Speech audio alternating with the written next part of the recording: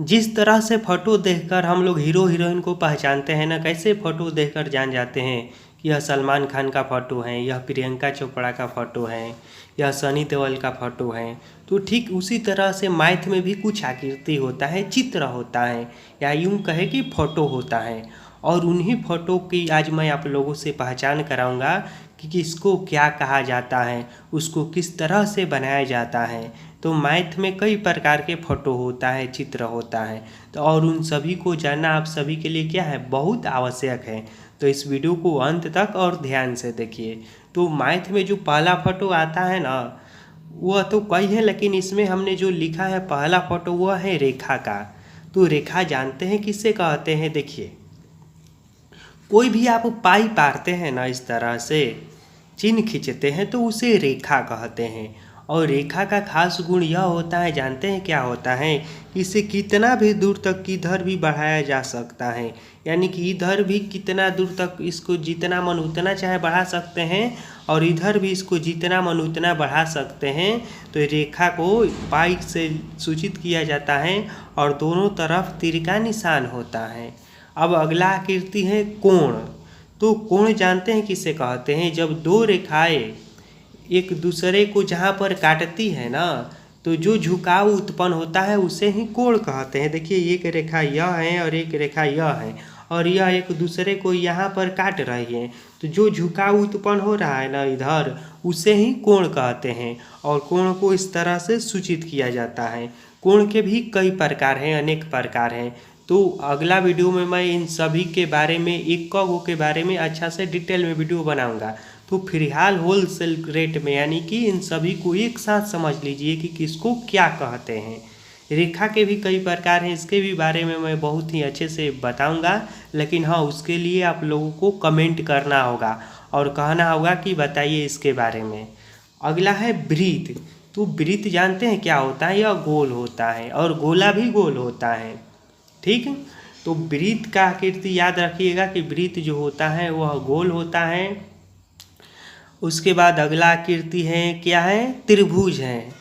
त्रिभुज कैसा होता है? तो जानते हैं त्रिभुज कैसा होता है। देखिए, तीन गो रेखाखंड से घिरी हुई बंद आकृति को त्रिभुज कहते हैं। त्रिभुज का परिभाषा क्या है कि तीन रेखाखंड से घिरी हुई बंद आकृति को त्रिभुज कहते हैं। देखिए, इसमें तीन गो रेखाखंड हैं। अभी मैंने आप लोगों को रेखा पढ़ाया, लेकिन मैं यहाँ पर रेखाखंड कह रहा हूँ। तो जानते हैं रेखा में और रेखाखंड में क्या अंतर है? देखिए, यह हो गया रेखा, लेकिन इसी का हम यदि एक टुकड़ा ले लेते हैं, यहाँ से लेकर यहाँ तक, ए से लेकर बी तक, तो यह जो है ना, यह रेखाखंड है, यानी कि रेखा का एक भाग है। तो उसी तरह से तीन गो रेखाखंड मिलकर त्रिभुज बनाता है। और कब त्रिभुज बनाता है? जब तीनों का मुंह आपस में सटा हुआ रहे, यानी कि तीन रेखाखंड से मिली हुई बंद आकृति को त्रिभुज कहते हैं। यदि आकृति बंद नहीं रहेगा तो उसे त्रिभुज नहीं कहेंगे। तो त्रिभुज को इस तरह से बनाया जाता है, जो कि आप अच्छे से समझ गए होंगे। अब अगला आकृति है कि आयत। तो आयत किसे कहते हैं? तो देखिए, आयत जो होता है ना, यह एक चतुर्भुज होता है। देखिए, त्रिभुज हमने कहा तो इसमें एक बात ध्यान दीजिए अपने, त्रिभुज में तीन गो भुजा है, एगो भुजा, दू गो भुजा, तीन गो भुजा। चतुर्भुज में चार गो भुजा है। देखिए, एगो भुजा, दू गो भुजा, तीन गो भुजा, चार गो भुजा। तो आयत क्या है? तो आयत एक चतुर्भुज है। और भी आयत के गुण हैं, जानते हैं क्या क्या आयत के गुण हैं? आयत का परिभाषा क्या है? देखिए, चार रेखाखंडों से घिरी हुई बंद आकृति को चतुर्भुज कहते हैं। यह चतुर्भुज का परिभाषा हो गया। ठीक। अब आयत का परिभाषा देना होगा, तो जानते हैं क्या हम देंगे? आयत का परिभाषा देंगे कि ऐसा चतुर्भुज जिसके आमने सामने की भुजाएं आपस में बराबर हो, उसे आयत कहते हैं। देखिए, आयत में क्या होता है, यह भुजा जो है ना और यह भुजा, यह दोनों आपस में बराबर हैं।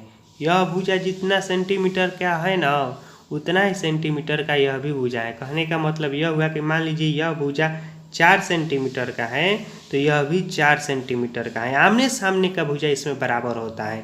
यह भुजा 2 सेंटीमीटर का है, तो यह भी 2 सेंटीमीटर का है, तो उसे ही आयत कहते हैं। तो आयत एक ऐसा चतुर्भुज है जिसके आमने सामने की भुजाएं आपस में बराबर होती हैं, उसे आयत कहते हैं। और आयत को बनाना बहुत ही आसान है। जानते हैं क्या किया जाता है? 2 गो इस तरह से बड़े बड़े पाइप पार दीजिएगा चिन्ह, और इसको इस तरह से सटा दीजिएगा, ठीक। तो वो आयत बनकर तैयार हो जाएगा। उसके बाद आता है वर्ग। तो वर्ग भी एक प्रकार का चतुर्भुज है, लेकिन यह कैसा चतुर्भुज है जानते हैं? तो वर्ग एक ऐसा चतुर्भुज है जिसके सभी भुजाएं आपस में बराबर होती हैं। इसका जितना भी भुजा है ना, वह सब आपस में क्या होती हैं? तो बराबर होती हैं। देखिए, यह भुजा जितना सेंटीमीटर का है ना, मान लीजिए यह भुजा 2 सेंटीमीटर का है, तो यह भी भुजा 2 सेंटीमीटर का, यह भी भुजा 2 सेंटीमीटर का, और यह भी भुजा 2 सेंटीमीटर का, तो उसे ही वर्ग कहते हैं। तो वर्ग एक ऐसा चतुर्भुज है जिसके सभी भुजाएं आपस में बराबर होती हैं। अब अगला आकृति जो है वह है घनाभ और एक है घन। तो देखिए, घनाभ को बनाना बहुत ही आसान है। इस तरह से देखने में मुश्किल लग रहा है, लेकिन मैं आपको बताऊंगा कि घनाभ कैसे बनाया जाता है। तो देखिए, घनाभ को बनाने के लिए जानते हैं आपको क्या करना होगा? घनाभ को बनाने के लिए सबसे पहले आपको 2 गो आयत बनाना होगा। क्या करना होगा? 2 गो आयत बनाना होगा। इस तरह से आयत बना दीजिएगा 2 गो, एक गो आयत इसके अंदरवा में बना दीजिएगा, ठीक। इस तरह से 2 गो आयत बन गया ना। अब इन सभी के कोना को मिला दीजिएगा, घनाभ बनकर तैयार हो गया। देखिए, तो ऐसे ही घनाभ बना है। घन बनाने के लिए जानते हैं क्या किया जाता है? 2 गो वर्ग बनाया जाता है। इस तरह से 2 गो वर्ग बना दीजिएगा, और एक इसके अंदर में वर्ग बनाइएगा बीच में, ठीक।